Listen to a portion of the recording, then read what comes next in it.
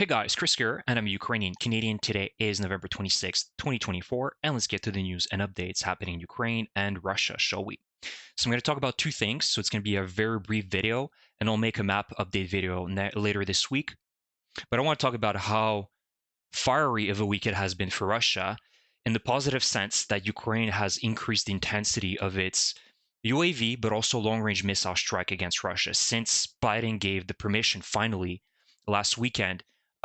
He gave the green light for Ukraine to use the ballistics, the American ballistics, the ATACMS, and then the UK and France followed suit by providing Storm Shadows and Scalps and given the green light to Ukraine to also use them on Russian territory for defense purposes.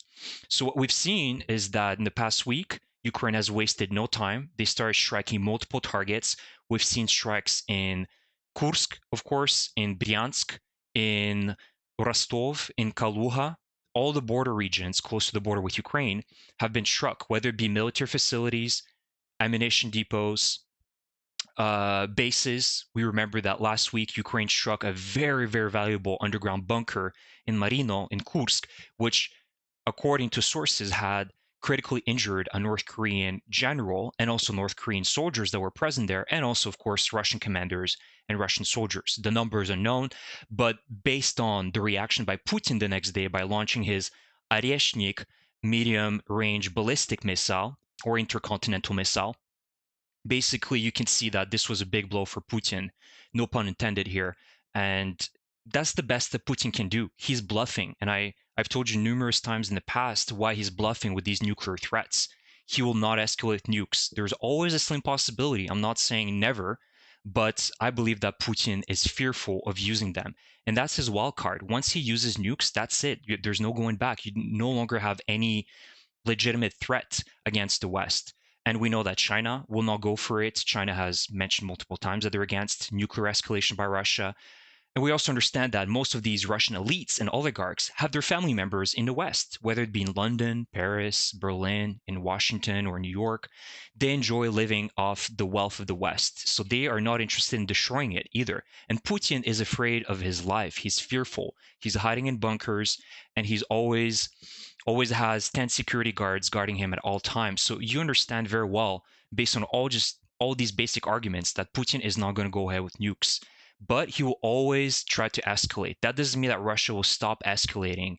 It will not increase its hybrid warfare capabilities. They've done that in the past, and I think that they will only increase it tenfold following this permission to Ukraine to use ATACMS. We've seen that in the past. Russia is capable in cyber attacks. They're good with assassinations. They're good with sabotage operations, terrorist operations, disinformation campaigns, and this will become more and more common in the next few weeks, months.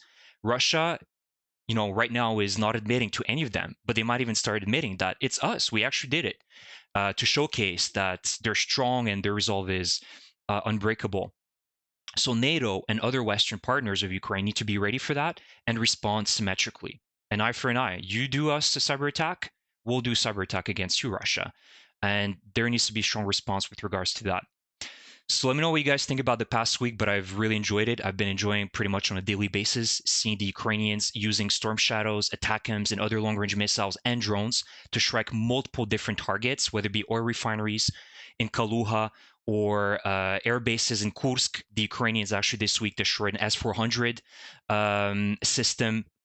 The whole system, and the way that they found out where it was is because one of those Russian soldiers that was operating this S-400 radar system was posting the location on his TikTok. So thank you to that Russian soldier and for his service.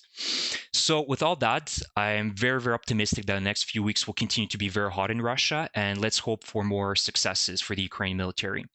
And one last note I want to mention is that today Syrsky, the general of the Ukrainian Armed Forces, mentions and is hinting that Ukraine needs to do some sort of counteroffensive. So we should be expecting probably in 2025 for a strong statement by the Ukrainian military, perhaps some small or who knows, maybe a big offensive somewhere. And it's better for us to not know the details, but I think that Syrsky is pretty good in terms of planning offensive operations.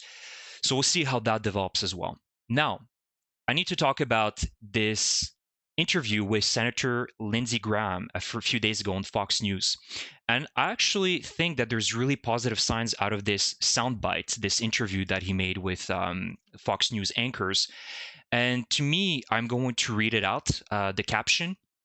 But to me, it's an indication of Zelensky's willingness to adapt to the new administration, the new Trump administration that will come. And there's no other way around it. Ukraine will have to work with them. So I'm going to read out the interview, the caption underneath, and you guys can let me know in the comment section what you think about it. So Ukraine is still standing. This war is about money. People don't talk much about it, but the richest country in all Europe for rare earth minerals is Ukraine. $2 to $7 trillion worth of minerals that are rare earth minerals, very relevant in the 21st century. Ukraine's ready to do a deal with us, not the Russians. So it's in our interest to make sure that Russia doesn't take over the place. Is the breadbasket for the developing world. 50% of all the food going to Africa comes out of Ukraine, which is very true. Ukraine feeds about 500 million people in the developing world, whether it be Africa or South Asia. We can make money and have an economic relationship with Ukraine. They'd be very beneficial to us with peace. So Donald Trump's going to do a deal to get our money back, to enrich ourselves with rare earth minerals, and a good deal for Ukraine as well and us. And he's going to bring peace to the region.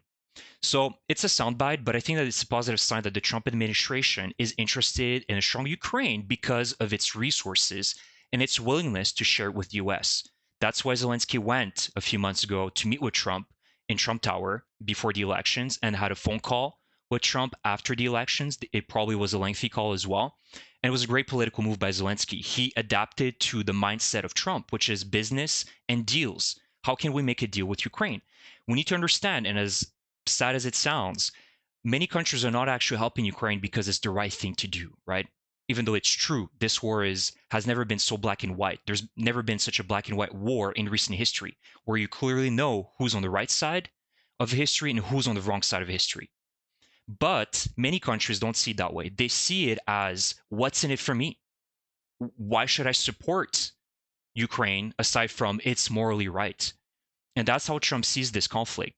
So this can become a very profitable economic and investment relationship between the Ukrainians and the United States, which will then ensure security guarantees for Ukraine, knowing that the United States is fully invested into Ukraine. There's business working in Ukraine, there's business relationships, and you can't just let that go. And I think that's what Zelensky is trying to push here with his narrative about working with Trump and breaking a business deal. Because we know that otherwise, if Russia takes over Ukraine, God forbid, Russia's not going to be sharing these resources with the United States or Europe. It's going to be with China, Iran, North Korea, definitely North Korea, and all the other partners that allied with Russia.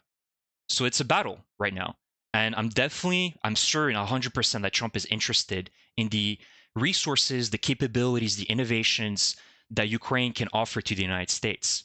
And another example, last week, a great Ukraine video game came out, Stalker 2, which has sold over 1 million copies plus at this stage. Not even a week in. It's a huge groundbreaking event for Ukraine. Stalker is an excellent game. People love it. And it just shows to you guys that Ukraine really has a lot of value to provide. It's not just a country that, oh, we're fighting for freedom and values that you believe in. No, there's actually money to be made with Ukraine. Now, how effective and how good that relationship will be, it remains to be seen. We have to wait until 2025 at the very least, see what kind of plans come out, how things develop, to see how beneficial the Trump administration can be for Ukraine. But I see this as a positive sign. You have a lot of pro-Ukrainian Republicans that are voicing a favorable opinion of supporting Ukraine. So I'm very optimistic about this. It's not going to be perfect. The truth is always somewhere in the middle, but I have optimism, and I think we need that, even though a lot of people are ready to, dig their graves and say that's the end of the world, Trump won, and that's it.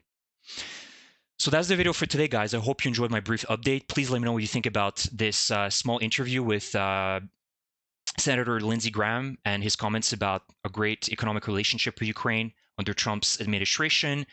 And I will give you guys another map update next few days. So thank you for your support. Slava Ukraini!